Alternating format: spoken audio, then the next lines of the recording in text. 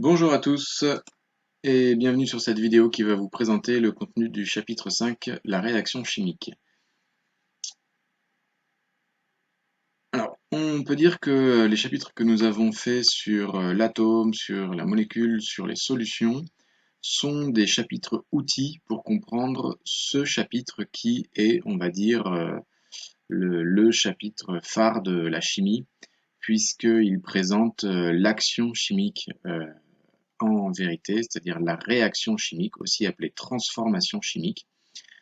Euh, sur cette diapositive d'introduction, j'ai fait figurer les deux plus importantes réactions chimiques, selon moi, de l'univers.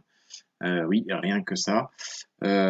Cette plante fabuleuse que vous voyez là, elle met en place des milliers, voire des millions de réactions chimiques à chaque seconde. C'est ce qu'on appelle le métabolisme d'un organisme. Alors, les plantes ont un métabolisme, nous avons un métabolisme.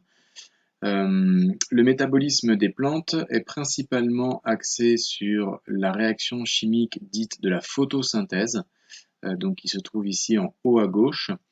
Vous savez que les plantes ont besoin principalement de trois choses. Elles ont besoin de lumière, elles ont besoin de CO2 ou dioxyde de carbone et elles ont besoin d'eau, H2O. D'accord?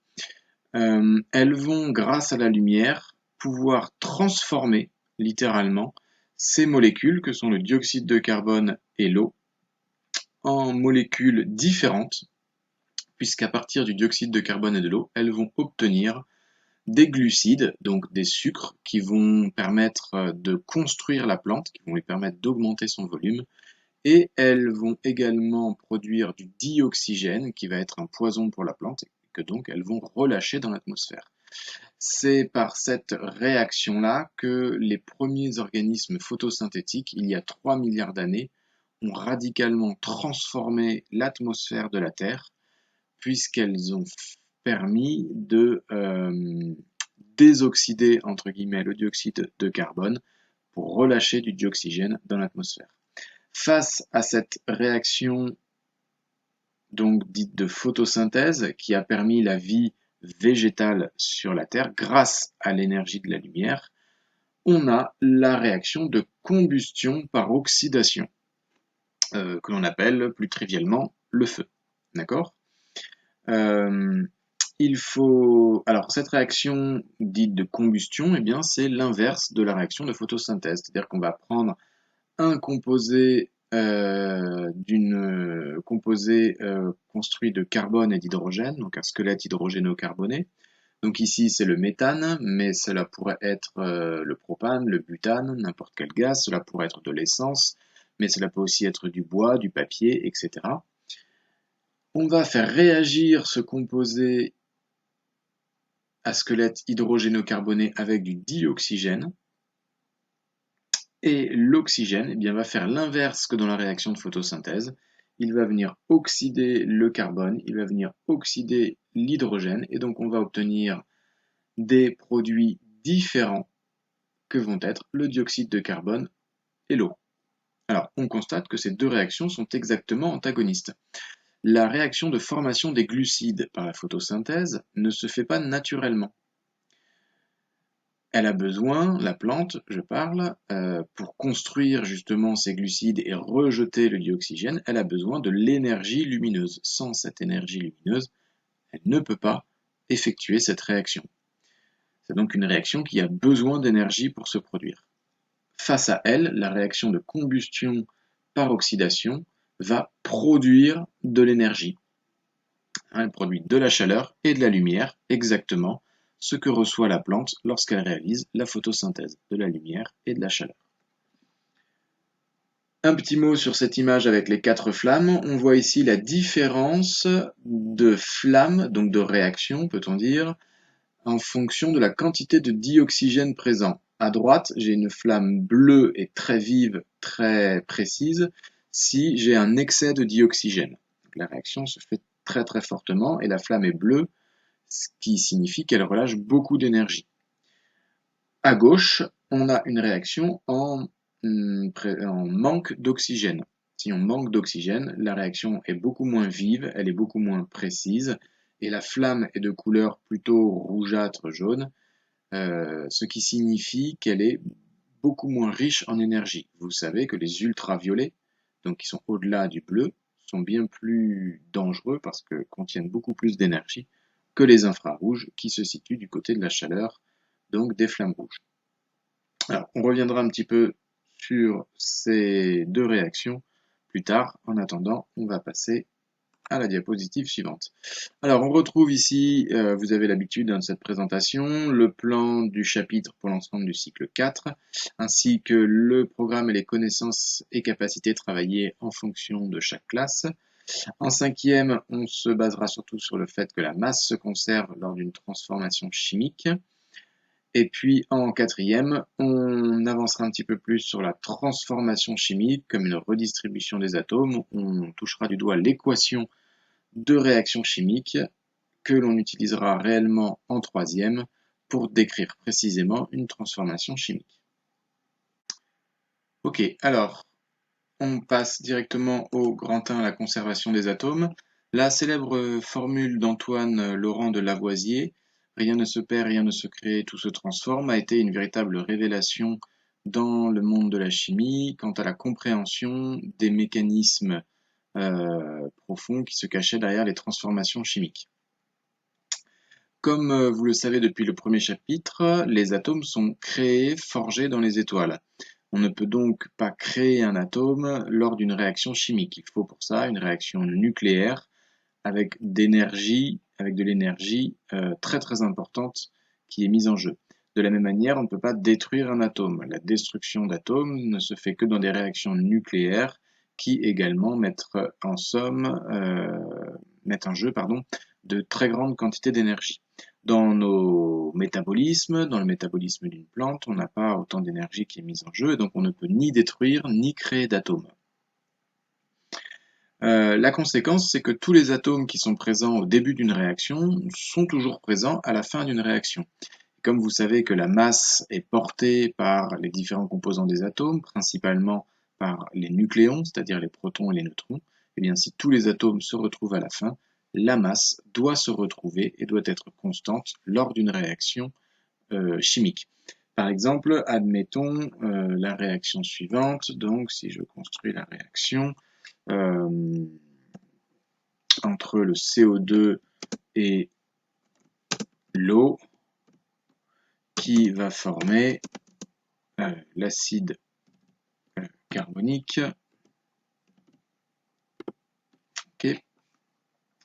Donc on voit ici, alors les petits chiffres ne sont pas un indice parce que je n'ai pas la capacité de le faire sur ce logiciel, il faudrait pourtant qu'il le soit. Si l'on considère cette réaction-là entre le dioxyde de carbone et l'eau, les deux molécules vont s'assembler pour ne former plus qu'une seule molécule appelée acide carbonique. Alors la masse de ces molécules doit être égale au début et à la fin de la réaction. C'est-à-dire que si j'ai une balance et que je pèse le poids des atomes au début et à la fin, attention les effets spéciaux, voilà, je vais du coup avoir le même poids au début et à la fin de la réaction. Oui, c'est une magnifique balance que voici. On a un atome de carbone qu'on retrouve à la fin, les deux atomes d'oxygène plus un atome d'oxygène, ça me fait bien 3 atomes d'oxygène à la fin, et on a toujours les 2 atomes d'hydrogène. On a donc autant d'atomes au début que à la fin de la réaction, et donc la masse au début de la réaction est la même que la masse à la fin de la réaction. Je reviendrai sur l'activité d'identifier une combustion dans une vidéo particulière. Alors, quelques mots de vocabulaire pour pouvoir utiliser ces réactions de manière identique pour tout le monde. Le lieu de la réaction chimique s'appelle le mélange réactionnel, donc c'est très souvent un bécher ou un ballon ou une éprouvette, un tube à essai. Les espèces chimiques qui sont présentes au début de la réaction s'appellent les réactifs. Ce sont les espèces qui vont réagir. Dans l'exemple précédent, le dioxyde de carbone et l'eau sont les réactifs. Ils vont réagir. Les espèces chimiques présentes à la fin de la réaction s'appellent les produits. Ils sont donc produits par la réaction. Dans l'exemple précédent, l'acide carbonique est le produit de la réaction d'addition entre le dioxyde de carbone et l'eau. On introduit dans l'équation chimique qui décrit la réaction chimique des coefficients stoichiométriques pour traduire la conservation des atomes. On va voir ça tout de suite dans la diapositive suivante. Alors pour les cinquièmes, le programme s'arrête ici. Pour les autres, il continue avec la découverte des équations chimiques. Alors, l'équation chimique, c'est la formule magique qui traduit la transformation chimique en elle-même. On va donc y faire figurer les espèces présentes au début de la réaction et les espèces présentes à la fin de la réaction, c'est-à-dire les réactifs et les produits. On met une flèche entre les réactifs et les produits de manière à indiquer la transformation qui se fait au cours du temps. Alors ici, dans cette réaction de combustion du propane, on a donc du propane et du dioxygène en tant que réactifs, de formule C3H8 et O2 pour le dioxygène. Et on va obtenir comme produit du dioxyde de carbone, CO2 et de l'eau que vous connaissez bien. Alors, si on regarde cette réaction chimique sans les chiffres blancs, c'est-à-dire que je vais essayer de gommer ces chiffres blancs, ces chiffres-là, admettons que je n'ai pas ces chiffres rouges que l'on appelle les coefficients stoichiométriques. Si je compte mes atomes au début et à la fin de la réaction, hop, voilà. Alors, qu'est-ce que j'ai au début de la réaction? Si je compte par exemple le carbone, eh bien j'ai 3 atomes de carbone pour le propane, aucun atome de carbone pour l'hydrogène. Donc, on a 3, hop, on va mettre de la couleur, on a 3, on va y arriver, on a 3 atomes de carbone. J'ai 8 atomes d'hydrogène. Ça ne marche pas. 8 atomes d'hydrogène. Et, avec un S s'il vous plaît, et j'ai également combien d'atomes d'oxygène, pardon, 2 atomes d'oxygène. 2 atomes d'oxygène. Voilà ce que j'ai au début de ma réaction. Si je regarde à la fin de ma réaction, j'ai combien? Je n'ai plus qu'un seul atome de carbone. Entrée, ça marche pas. Non, entrée, ça marche pas. J'ai 3 atomes d'oxygène, 2 pour le dioxyde de carbone, plus 1 dans l'eau. Donc ça m'en donne bien 3 atomes de dioxygène. Et je vais avoir 2 atomes seulement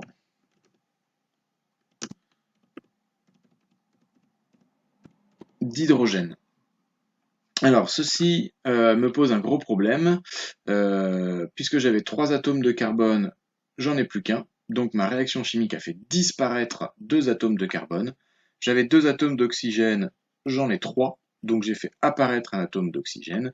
J'avais 8 atomes d'hydrogène, j'en ai plus que 2, j'ai fait disparaître 6 atomes d'hydrogène. Alors vous pourriez me dire, est-ce qu'on peut transformer 6 atomes d'hydrogène et 2 atomes de carbone pour former un atome d'oxygène? Non, c'est totalement impossible dans une réaction chimique.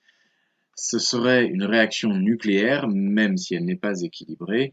On n'a absolument pas de réaction nucléaire dans une transformation chimique.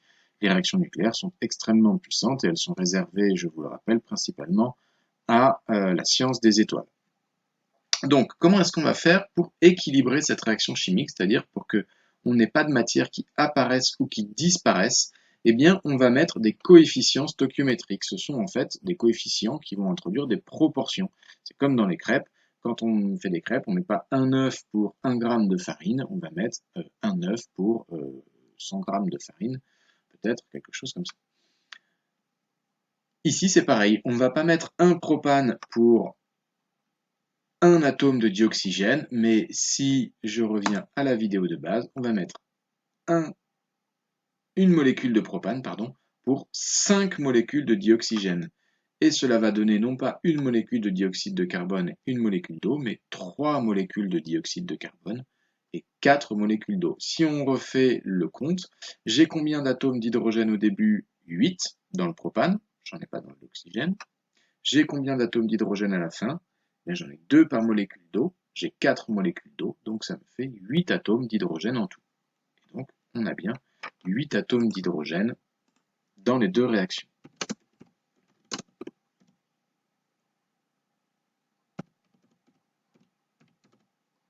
Si on regarde pour le dioxygène, j'ai 2 atomes d'oxygène par molécule de dioxygène.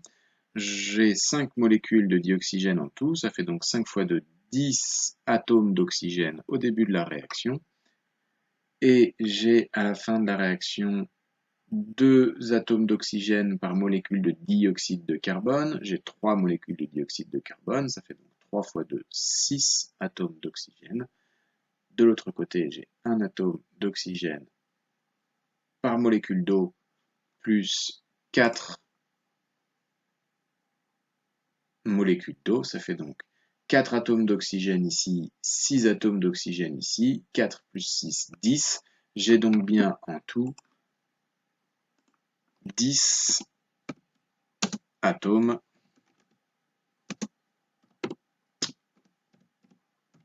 d'oxygène.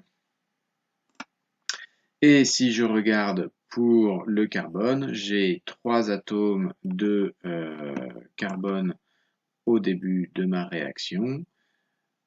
J'ai un atome de carbone par molécule de dioxyde de carbone, mais j'ai 3 molécules de dioxyde de carbone, c'est donc 3 fois 1, 3. J'ai donc bien 3 atomes de carbone tout au long de ma réaction.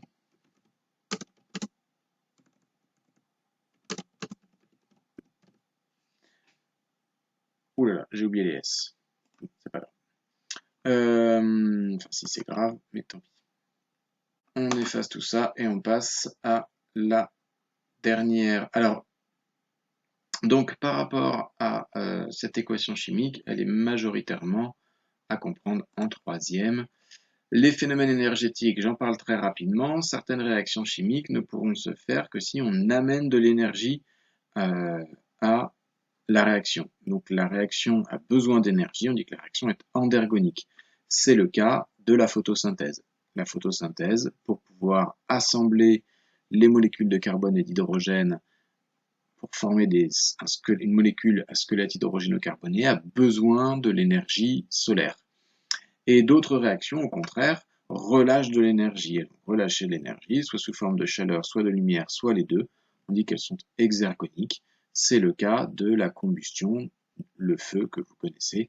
Alors si on revient rapidement sur cette première diapositive, on a ici, je vous l'avais dit en préambule, les deux plus grandes réactions chimiques de l'univers selon moi. Pourquoi? Tout simplement parce que la photosynthèse, c'est ce qui va permettre l'aboutissement du règne végétal. On va donc utiliser l'énergie des étoiles pour construire le squelette d'une molécule. Utiliser l'énergie des étoiles pour construire le squelette d'une molécule. Tout ça, ça va se faire dans ce qu'on appelle les chloroplastes. Vous voyez les chloroplastes ici. Alors ça ressemble un petit peu à des piles de Volta. Ce sont des empilements de structures qui permettent de transformer l'énergie lumineuse en énergie chimique. Et de l'autre côté, vous avez la combustion par oxydation. Ça, c'est la réaction qui se passe dans nos métabolismes à nous qui ne sommes pas des végétaux et qui n'avons pas la possibilité de réaliser la photosynthèse. C'est pour cela que l'on respire du dioxygène et que l'on relâche du dioxyde de carbone. L'énergie lumineuse et la chaleur, elles vont être intégrées à nos métabolismes pour nous permettre de parler, de penser ou de taper des mains. Cette réaction, elle est faite dans les mitochondries. Alors voilà les mitochondries. Ces mitochondries sont de minuscules poêles à bois, on pourrait dire, qui permettent de brûler la matière que nous mangeons grâce au dioxygène que nous respirons, ce qui nous apporte de l'énergie pour assurer nos fonctions métaboliques. Voilà, le cours sur le chapitre 5 est maintenant terminé. Je vais revenir et vous donne rendez-vous dans les vidéos que je vais faire sur l'activité sur la combustion et sur l'activité sur le calcium pour les troisièmes.